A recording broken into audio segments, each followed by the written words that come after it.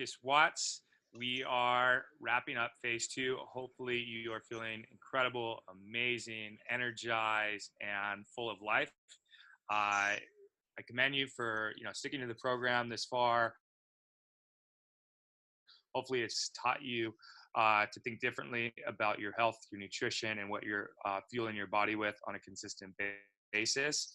And hopefully you've been educated throughout the process so that you want to continue this new healthy lifestyle that you've started down and continue on this road.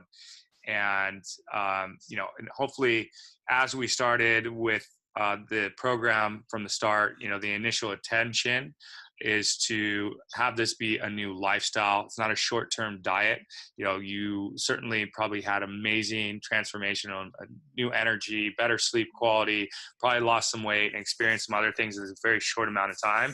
But just really challenge you to think what's possible if you keep this going for another month, another 3 months, 6 months, a lifetime, right? And it's kind of one of the funny things about humans. It's like as soon as we start doing something, we get positive results, a lot of times back to old behaviors, thinking that we've now arrived at a destination.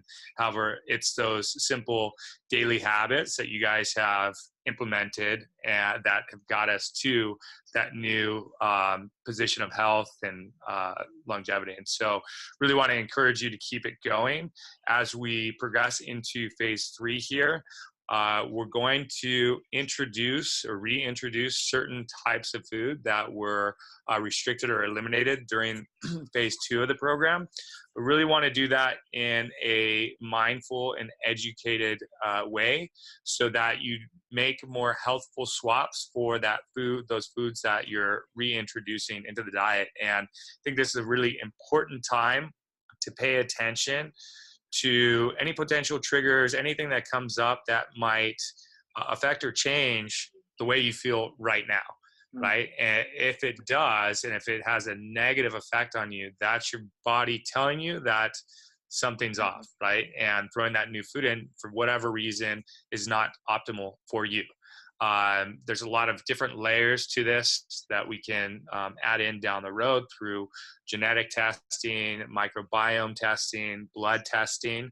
But the easiest way to start before you have all that data at your availability is just be in tune with your body. And hopefully the meditation, the daily walks, the gratitude really has helped you kind of heighten that awareness through this process.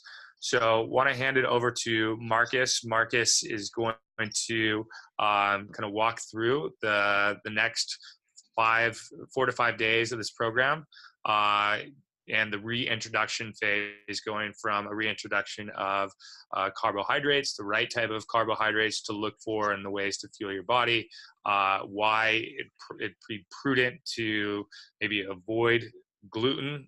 Simply no human can completely digest gluten from wheat and a couple other sources, and so that is actually detrimental to the microbiome, which is so critical to overall health. We'll dive into coffee. You can cheer, you gotta get your caffeine back, but it doesn't mean let's go drink a gallon of coffee a day, right? It's about really understanding how to use that as a way to tap into newfound focus and energy and use it for productivity. We're going to dive into meat, what type of meat to consume if you choose to add back in meat.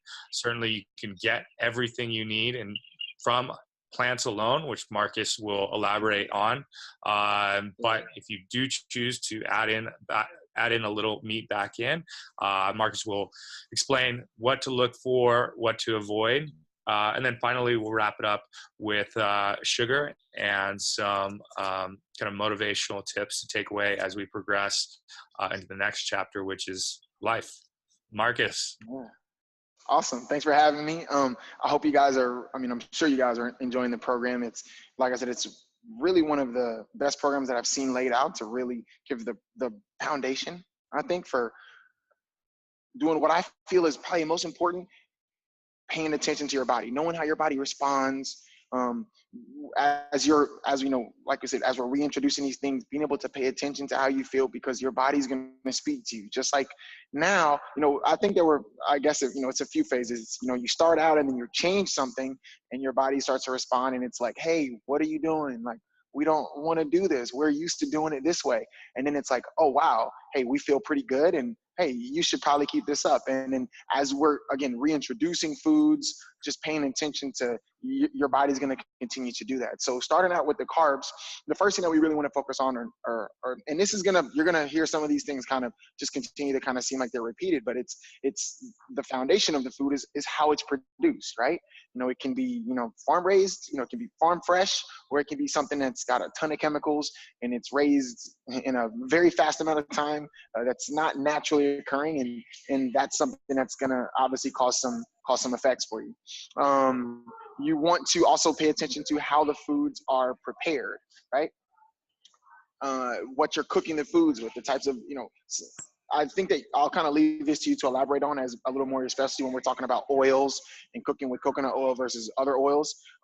But are you having the food again in its like most natural state, or are you using a bunch of things with preservatives and additives that aren't naturally occurring? And again, it just comes back to that over and over and over again, Chris, is what you're having, are the foods that you're having coming to you in their most natural state? Are those foods coming to you in a way that your body's going to be able to fully digest and absorb and use them for energy in the future? And I think that probably is the biggest part leading toward the impact that has on you. So understanding that how the food is produced, understanding how your foods are prepared, your body again is going to respond, and it's going to tell you if it likes it or not. I guess when we talk a little bit more about the gut health, when we talk about the gluten, we can dig in more on this, but it's a conversation most people don't like to have, but I pay very close attention to my bowel movements, and that's one way of my body telling me, hey, you should continue doing this, or you should stop doing that.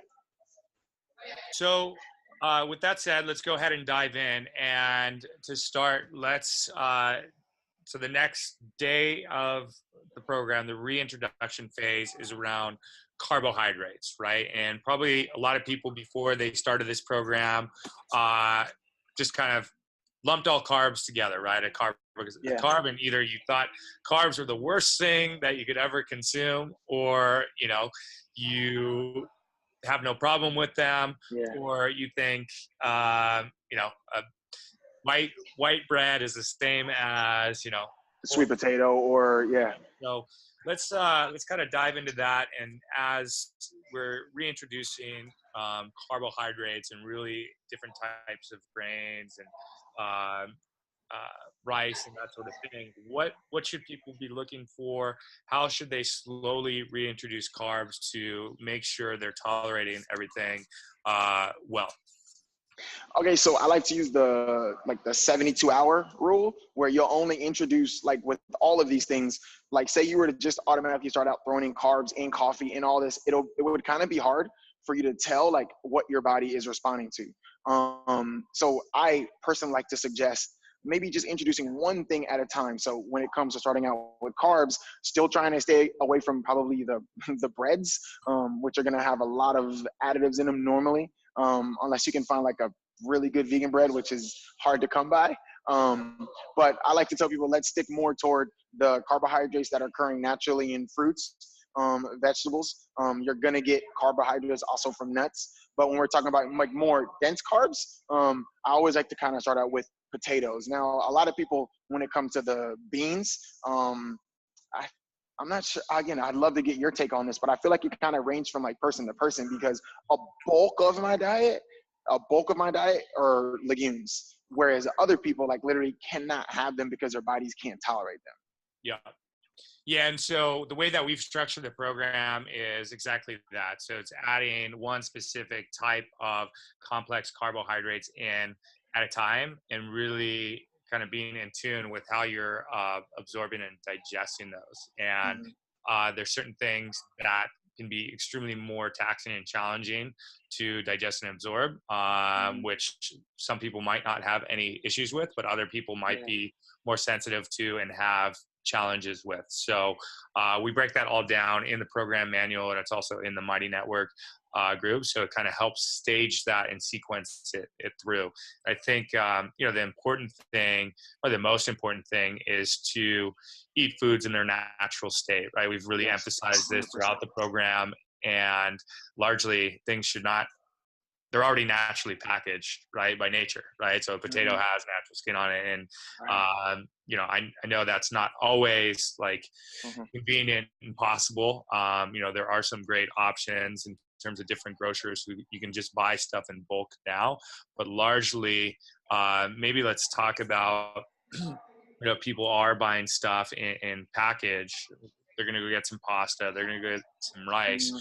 What should they be looking for? Is there a difference between just normal white rice and like a wild grain rice, white pasta, and some of these new, which I think are incredible, just incredible vegetable based pastas which have no grains in them whatsoever. So yeah, that's a really good conversation. So when I started finding out, I was like, what's black rice? I was like, what's like all these different types of rices, farro rice, for example, which is like the amount of micronutrients that are packed into these versus like a normal white rice.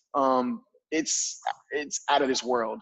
Another reason that I think that I was able to like see so much performance was because I started to have this array of food. So like even if you were to just have one type of rice, okay, you'd probably be fine as far as having like maybe a black rice or some type of other wild rice.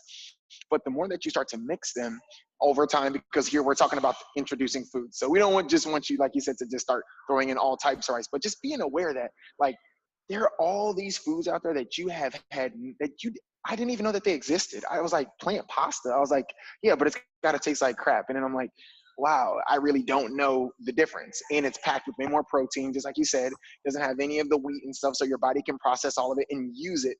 The biggest thing that I would say about the rices and the pastas, it's two areas. Number one, the amount of micronutrients that you're going to get, which if you're trying to be high energy, if you're trying to just in general like lose fat or be healthier, especially with the energy though, it's the micronutrients that you need to get into your body. And black bean pasta, which again, I wonder the processing of that and finding out like, hey, if this is something that I've already kind of struggled with, we probably wouldn't want you to have it. But there's lentil pasta. The lentil pasta is amazing as well too. And again, the cool thing with those is they're packed with, I think most of them have around 20 to 25 grams of protein. And I used to be like, well, yeah, but it's not complete proteins. But since the studies have come out about the fact that as long as you're getting those calories in, that your body's able to convert it into use, I really don't worry about it at all. But not only do they taste good, they cook almost exactly the same. And you're going to get a ton of micronutrients. And like you said, with the plant pastas, a ton of protein and not a ton of carbohydrates, actually, which is surprising. Yeah, and the pasta was always tough for me being Italian. You always had this, well, pasta's not pasta unless it was. It's not, yeah. And now I love the new pastas that are coming to market, and you still have to, obviously check the ingredient labels very carefully, right? Yes. A lot of times what we see on the front says spinach pasta or something like that. So the first thing I always do is look on the side of the packaging. So I go immediately to the ingredients, right? And if the first ingredient on there isn't spinach, then it's already, triggering an alarm in my brain saying, okay, maybe this company's not telling me the full truth. What else is in this pasta? And I think some of the lentil ones seem to be the cleanest that I found. So there's a new brand. I'll leave it in the notes in the program, but it's basically lentils, and then they've got different versions. So it's a red, a green, and like a brown. And it's like the red is like lentils, beets, and one other thing, and that's it. And then the green that's what surprised me too. Yeah, green lentils, spinach, and broccoli. And I was like, well, how did they do this? And it's pretty incredible. But I think that's the great part about where we're at now. It's the food innovation that's coming to the market in terms of like having cleaner, more plant-based foods make this easier to sustain than it's ever been Mhm. in the past. Yeah, I agree. And the last thing I'll say to kind of piggyback off of that is that reading those labels still is going to be like the number one principle that you're going to have to follow forever, because even when we're talking about rices and stuff, like you go pick up a bag of rice, how come it doesn't just say rice?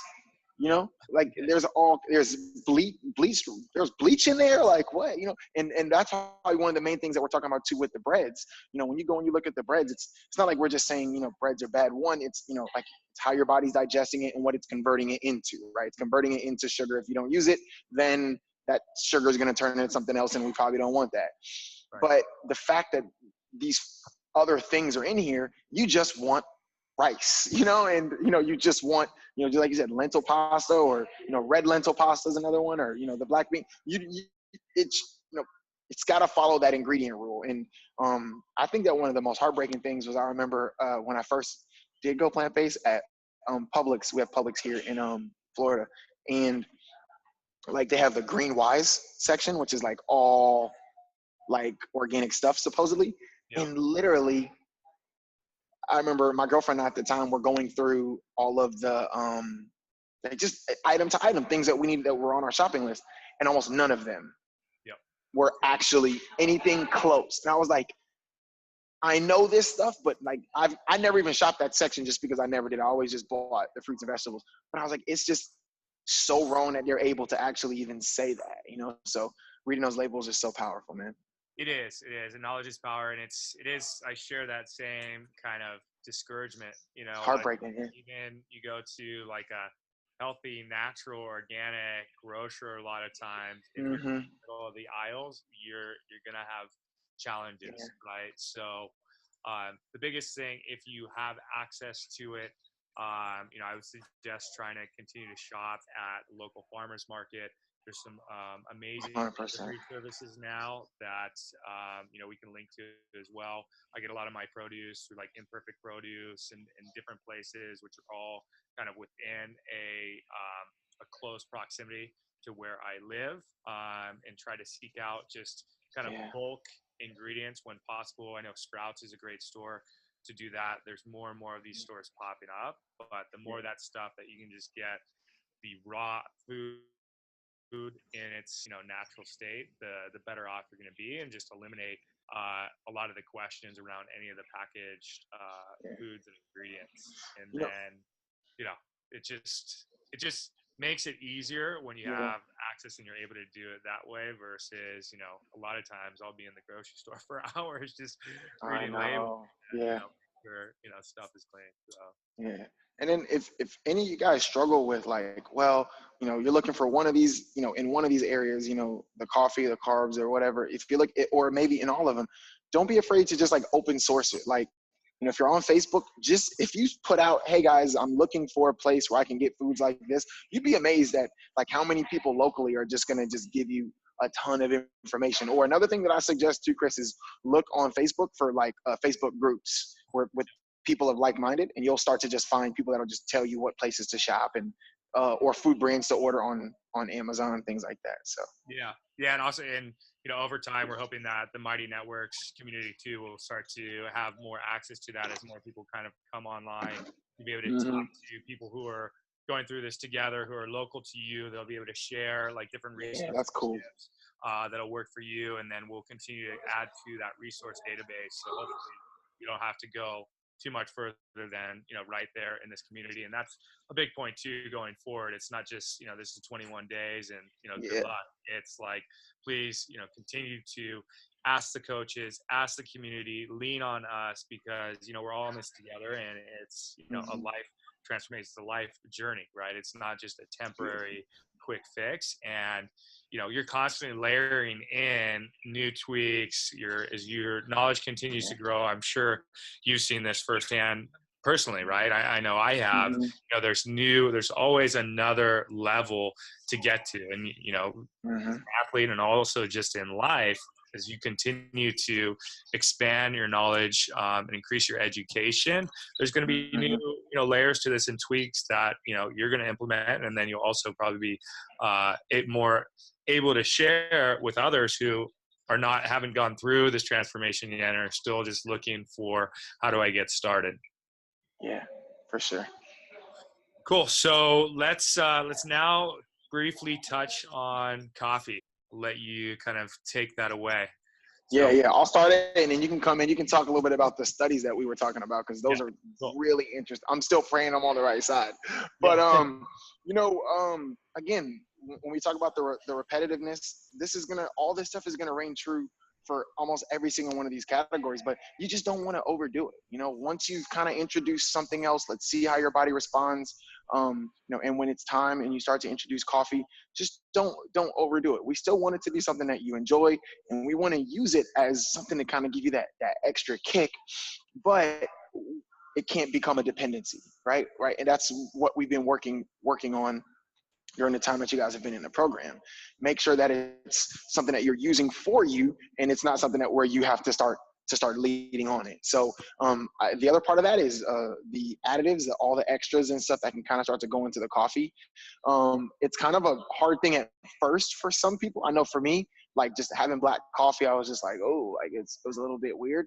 But over time, I kind of started to enjoy it. But if that's not your thing, and you feel like you need to have some additives and some sweeteners and stuff, we just need you to make some smart choices when it comes to that. And there's a really cool blog that Chris shared with me, that Life Fuel has a really cool, fully laid out piece that talks about every single aspect. But we really want to stay away from, again, anything that's going to be affecting your gut health as far as sweeteners, right? And Chris, again, I'll always leave that to you. And then also, you want stuff that's not going to build a dependency for you. It's kind of starting to become this sugar crutch, where now it's like when you have it, it's not just helping you to enjoy your coffee a little better, but you're getting a little bit of that kind of sugar high from it, that dopamine release that we've talked about. And now it's something that you start to feel, again, what we talked about, not having that dependency. Anything you want to add, Chris? Yeah. So with coffee, obviously the best way, cleanest way to drink it is like straight espresso, which I personally love, but I know not Yes. everybody does. And so, just coffee is obviously really bitter, right? So a lot of people need some sort of sweetness, some sort of, sugar or cream to be able to tolerate it. So hopefully, not having the coffee over these past couple weeks, you've been able to understand what your normal energy levels should be, and you'll probably need way less of it than you did before. So I think that's one really important thing to hone in on, is how much is adequate for you. And that's based off, the science. It's different for everybody, right? So you and I are different, can metabolize caffeine at different rates. So the half-life of caffeine, which means, how long it takes to stay in the body, you might dispose and detox of that quicker than I do, right? So it could have more of an effect or less of an effect on you than it does on me. Secondly, there's mixed science on whether caffeine is actually beneficial in terms of long-term health and longevity and cardiovascular risk, based off a certain gene SNP that you have. So you can either have a double A, which means you're actually getting a surplus, a benefit from consuming coffee. But if you have the other side of that gene, it's actually a detriment. And, that's one thing that we hope to layer in this program down the road, is how we can use that new genetic information and health information to really fine tune this to a point that it's personalized based off your genetics, your human microbiome, your blood test, and where you are today. The other two things I'll just mention about caffeine is sometimes just adding in a little like Ceylon cinnamon or some different spices can be a great way to add some additional flavor without having to load up on the sugar. And then just always, again, same kind of rules apply. If you're going to Starbucks or whatever, you're going to have to do the same thing. It's like, oh, let me get some almond milk. Well, typically their almond milk contains probably 30 grams of sugar per, whatever it is, right? So ask them if they have an unsweetened option. A lot of times, because, people are more aware of this now than ever before, they will have, that alternative. But if you don't specify, if you don't ask to see, the bottle or anything like Mhm. that, then they're just gonna do what's, what they want. So Chris, what's your take on like some of the plant creamers, like coconut creamer? I know they have like almond creamers, but like coconut creamers and stuff like that. Like, of course, we need you to read the label. You know what I'm saying? Make sure that you're paying attention to that stuff. But what's your take on having those involved as well? yeah, I think they're great. I think they're great as long as, they're not compromising the nutritional integrity of what that product is, right? Yeah. I mean, you can get everything you need if it's just like the simple coconut fat, coconut cream, Yeah. um, and Mhm. that's usually does the trick. And Yeah. again, not to demonize sugar, but you Right. know, Right. you're having, probably, the normal cup of coffee these days, call it a latte or whatever, it's probably, 15 to 30 grams of sugar, right? It Now, is. if you're doing that 2 to 3 times a day, you're over 100 grams of sugar just in coffee consumption, Mhm. right? And so I think it's those drinkable calories that have like zero nutrient value to them is something that we always need to pay attention to. Mhm. Just as we look at food as a whole, it's really nutrient density, which you touched on earlier, right? So Mhm. just, is this serving me, is this fueling my body in a positive way, or not, right? And if it's not, Mhm. let me question how much of this I want to and should consume if my goal is truly Right. to continue to feel good, to be the weight I want to be, to be able to have the energy to play with my kids and do all those amazing things that life has to offer when I feel good, I'm energized, and everything else. So Yeah. When it comes to sugar, I've seen like some like weighing like debates on this or studies on this maybe. But like how much sugar like per day is suggested that you have or that you stay under? Do you know any other recent studies on that? yeah, I don't have an exact number off the top of my Yeah, head. I would I've seen it say varies. Yeah. very, very, very low. Yeah. Because Yeah. if you think about it, right, and you think about um, where we were as humans 1,000, 2,000 years ago, right? It's not Mhm. like we were just like walking around eating candy bars and just consuming massive amounts of sugar, right? Food took time to prepare.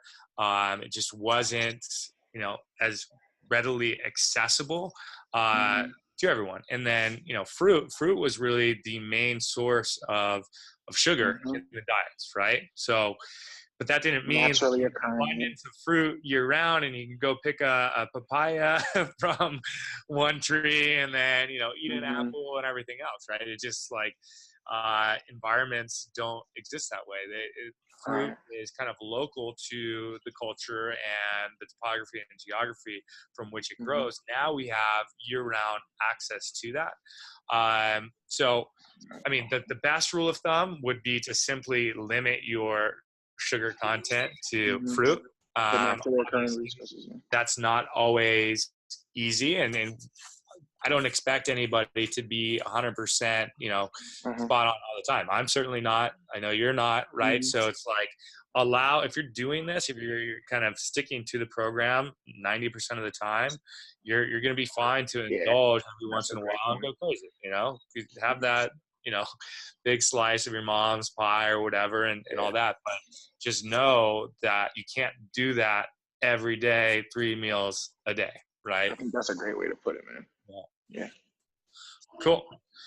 So we touched on sugar. We can dive in a little bit more on that. I would say just as far as what to look for a natural sugar. I know that term gets tossed around very Uh-huh. loosely these days, but I would say unprocessed is kind of a better term.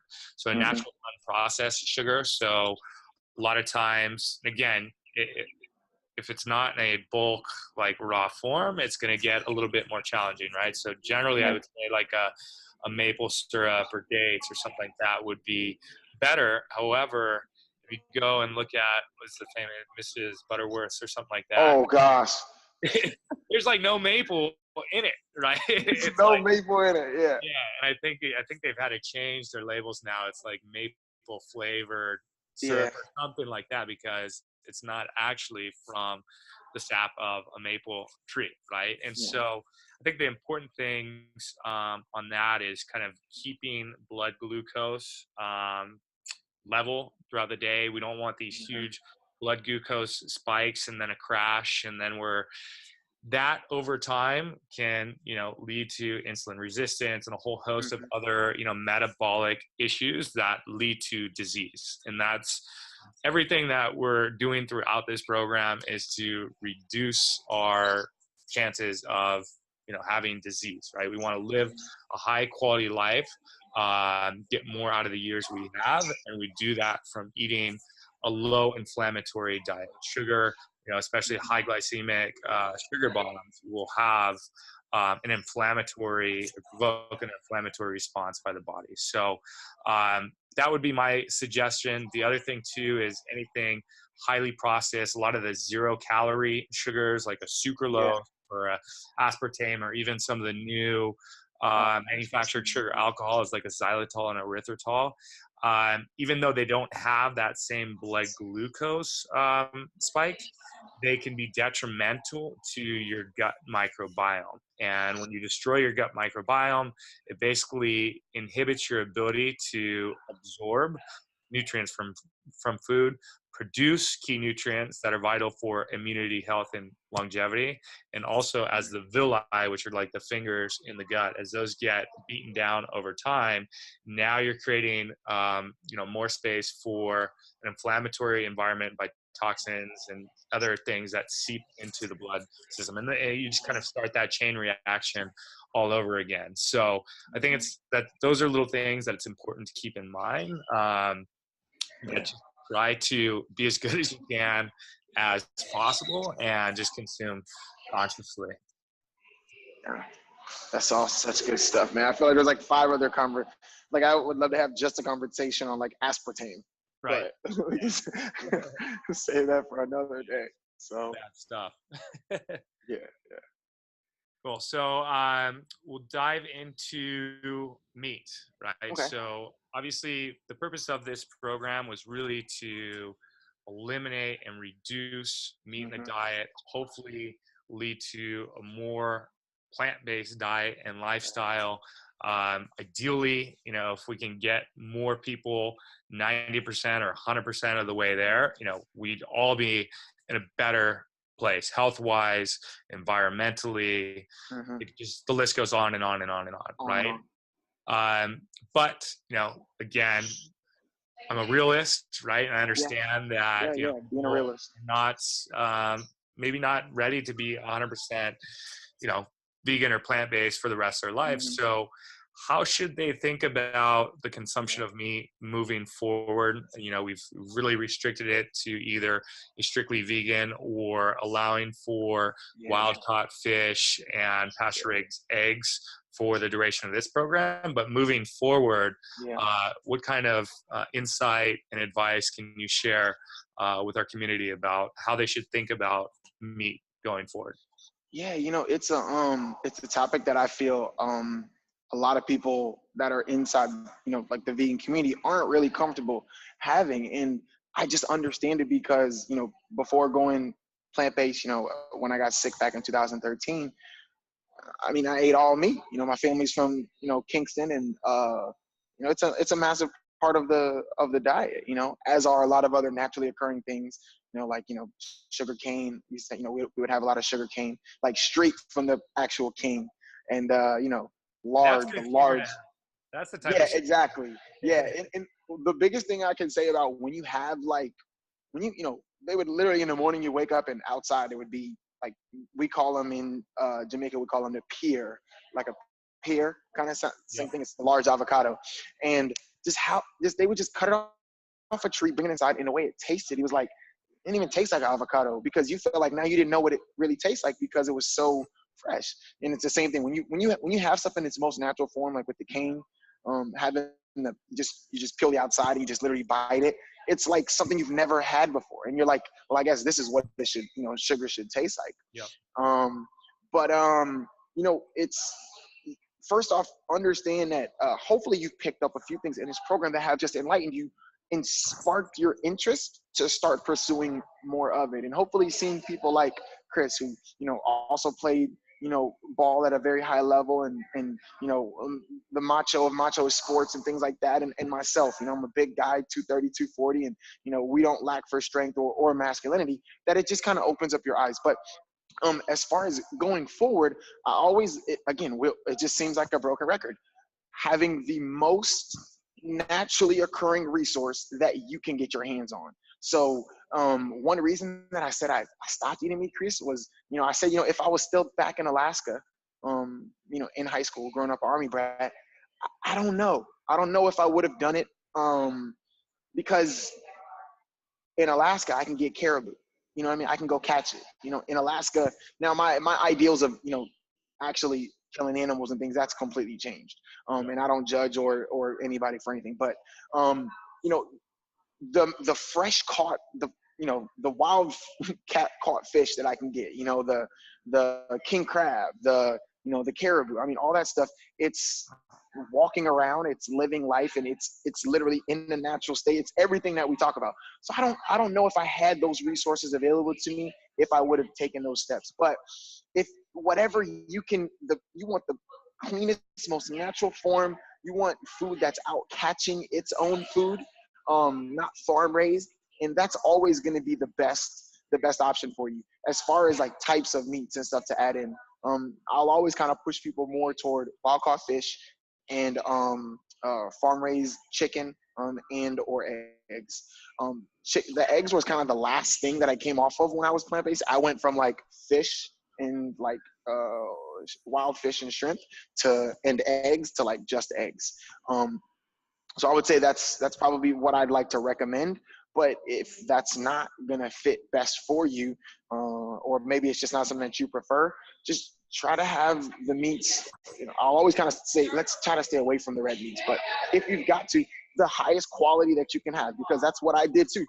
Once I stopped having like the Walmart ground beef, once I became aware of, what was out there, I went to the next, and I was like, well, I'm going to try to get the highest quality ground beef that I can get my hands on. And then it was, it just kind of grew and grew and grew from there. And, it was just like kind of one incremental step at a time, starting from like 2011. And then it just kind of morphed about 2010. And then it kind of morphed obviously in 2013, 14. But yeah, more toward the farm raised chicken, the farm fresh eggs, and wild caught fish and shrimp. Awesome. Yeah, all really helpful tips. And I think to elaborate on one of those points, if you start there and you start with the highest quality that you can possibly get, I think it's going to change your psychology, right? Because it comes at a premium for the most part, right? It's going to be expensive, right? So knowing that, how much do you actually need, right? And does that change your psychology where now maybe it's not a full elimination going forward, but maybe it is, okay, maybe I do it once a week, right? Or, I indulge in social gatherings and this stuff like that. This is a good conversation, yeah. Personally not, spending my dollars, my votes on, those types of products anymore, right? And again, the science side is pretty indisputable about the health benefits, the longevity, and everything that you can achieve through, consuming an entirely plant-based diet. But again, I think to be aware and conscious and really put that thought into, your choice of what you consume is important. It applies to food, it applies to everything that we do, right? It's either a vote in line or against what our moral code is and what we want the future to be for ourselves and for next generations to come. So I think those are all important pieces to go through whenever, we're kind of coming out of this, right? And not just a reversion back to whatever it was we were doing before, right? Let's be better than we were 21 days ago. Let's be smarter about, what we're choosing to consume. And let's, lead by example, Yeah.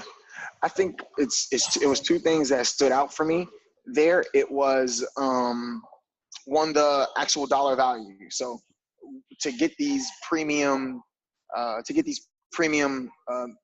foods at your availability, it's going to cost you more dollars, right? So when I removed the meats from my diet, even just partially, like, okay, well, I'm not going to have as much, because that's what I did. I transitioned, you know. I started saving money, and I was like, oh wow, this is kind of cool. And then eventually it was to where I have an article about this on my blog, but I said how I cut my shopping, like my weekly like shopping from like over like $250 to $60 a week. And I was like, man, I'm saving a ton of money. And I'm also being able to say again, like where I want my dollar, where I want my vote to go. And now I'm leaving like a smaller footprint. So I agree with everything that you said. Like, it's like, hey, you know, everybody's got to kind of go their path, and you've got to take your own journey. But the more that you start to become like more aware of this stuff, I think that's a very big part of where you go as well. Yeah. And I think, you know, we don't realize it, but a lot of, you know, those little decisions, right, when they become, you know, more people are doing it, it forces companies to change. It forces, you know, dairy farmers to now look at repurposing their land to produce, you know, plant-based milks and different things instead, right? So it's Yeah, not yeah. like the food supply is going to just be shut off because we choose not to consume meat, right? It's going to Yeah. force those producers to think about how their the product that they're, you know, bringing to market, and putting more thought and sustainability measures behind that, you know, and Great point. really view that as we're in control, we're in power as the consumer. It's our choice, not the other way around, right? We shouldn't have to be told, you know, we have to eat this just because this company makes it. Now, there's so many different options available to us now, So and, you know, grains and rice and plant-based foods have really been the staple of diets since the beginning of time, right? And yes, we evolved to a point where we can eat meat, right? We can eat these types of foods. Doesn't mean we should, and certainly doesn't mean we should in the quantities that we're largely eating them in as Americans in the industrialized world for the most part today. And that's why, again, you're seeing so many preventable lifestyle illnesses associated with the consumption of high amounts of meat, high amounts of dairy, high amounts of sugar, and it's why we're in the, you know, health mess that we're in. But, you know, with this newfound knowledge, power, and going through this transformation program, I think we're all going to be in a better place to kind of make, you know, more well-informed decisions, and that's what's going to contribute to a better place long term. yeah. No, I think that's a great point, man. Awesome. Well, I think that's it. I think we touched on all 4 core pillars. Any final thoughts? Anything you want to say to the community as they kind of prepare to step into the next phase of their journey, and Yeah. go on their way to you know, progress and continue this going? Yeah, I think that if you're not already, keeping a journal is a great way to have an open conversation with yourself. Especially if you're exercising, that's a great place as well. And you can kind of use it for both, in kind of in both ways that I'm talking about. But a journal, just writing down, like, I felt great today, is a great way for you to start picking up how to replicate that. Because normally what I'll say, like, say I have a good training session, I'll say, oh, felt great. And then I'll normally write a couple things like as to why. Well, you'll start to notice something that runs true, that you are hydrated, that you've been sleeping more, that you've been consuming more greens, that you had lower stress levels, things like that. And you can just keep asking why. And they only say, what, I think what, you know, you ask why 3 times and you'll find like what the real answer is. Yeah. If there's something to take away, it's you've learned a ton of things here, and it's going to be really easy to just jump back into things as they were before. But if you're aware and you start to just keep a little bit of a running dialogue with yourself, and it only takes, you know, barely a minute, I think that that's one way that you can start to go back. Say, you know, you do kind of end up right back where you started before the program. Well, you've got this as a resource, and now you can go back and look at this dialogue and replicate more of that. And I guess the last thing I would say is, you know, it is, you know, it's always like, you know, it's not a destination, it's a journey. It's kind of like cliche, but in essence, that is what this is, because you're gonna continue to find how your body is responding to foods. You're gonna continue to find new foods, and you're gonna continue to, now you're gonna start like just having more conversations with people, and you'll start meeting more of the people that are going to expose you to some of these different things. And it is going to just kind of continue to evolve for you. Back in 2007 or 8, back in like 2008 or 9, was actually when I first experimented with like a kind of a vegetarian lifestyle. When I was playing overseas, there was a guy, he was 36 years old, and he was a monster. He was like 6'6", like 250. And he was like, "Hey, I'm going to stop eating meat 3 days a week. You want to do it with me?" And I was like, "Yeah, I mean, if you look like that and you're doing it, I'll do it, So I remember we still had eggs and we still had fish. And we would have like an egg with like breakfast and stuff, and would have like oats and everything. And then we had like our normal lunches, we would have salads. And then at dinner, we would have like a big salad. And then we would have like rice with eggs on it, literally. I know it sounds really weird, but like rice with eggs. Or we would have fish. And I mean, I like food, so it was fine to me, but I noticed like I had no drop off in performance, and I was losing fat like that just from taking meat out of my diet like 3 days a week. So that just made me more aware of it. And because of that, I was able to draw more and more. So just continue to draw on this experience, just keep a running dialogue with yourself, and you just never know like what you're going to continue to learn and pick up. So again, this is such a great program. I'm really glad that you guys are sharing this. No, it's awesome. And I really appreciate all your insight and valuable feedback and your encouragement to the community throughout the program. I think another important thing that we should touch on is what's the message to people who maybe didn't achieve their goal in this 21 days? Should they be discouraged and say, you know what, this whole thing's crazy, it doesn't work, revert back to what they were doing before? What's your advice for people who haven't quite achieved the success that they want to achieve throughout the course of the program? Yeah, for somebody that is, and maybe wasn't able to stick with it, or had difficulty, or just didn't feel like it was, don't be discouraged. It's the same thing that I tell the people in my programs. Like, don't be discouraged. People, I remember I just was speaking to a girl yesterday, and she's like, "Well, I had family stuff the last couple of weekends, and I was doing good last week, and then over the weekend, it just kind of went to crap." And she was like down. I was like, "Okay, do a weigh-in tomorrow, and let's start from there." And it's as simple as that. Yeah. You've got to continue. The biggest thing that I found about, and I love your take, that I found about creating a new lifestyle, right?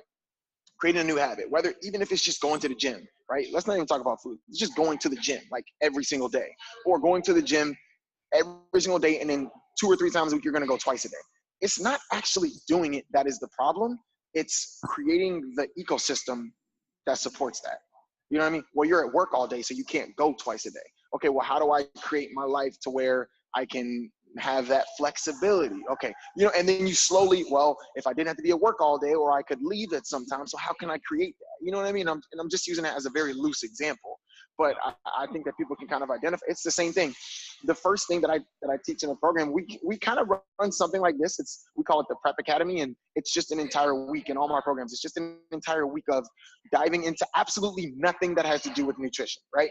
And it's about creating an ecosystem for success. So how are you going to be successful if you don't know what you're actually after? How are you going to be successful if you don't plan ahead to have the schedule so you can actually go shopping, so you can then go do your meal prep, so then you can then have your stuff to put into a lunchbox and take to work? You know what I mean? It's just these very little things.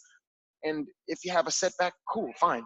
I actually kind of get excited, and this is it might seem weird to the normal person, but when I do have a setback, I've now found a way to not do it. So which means I'm one step closer to figuring out what works for me. And I think that that's the approach that I wish more people would take.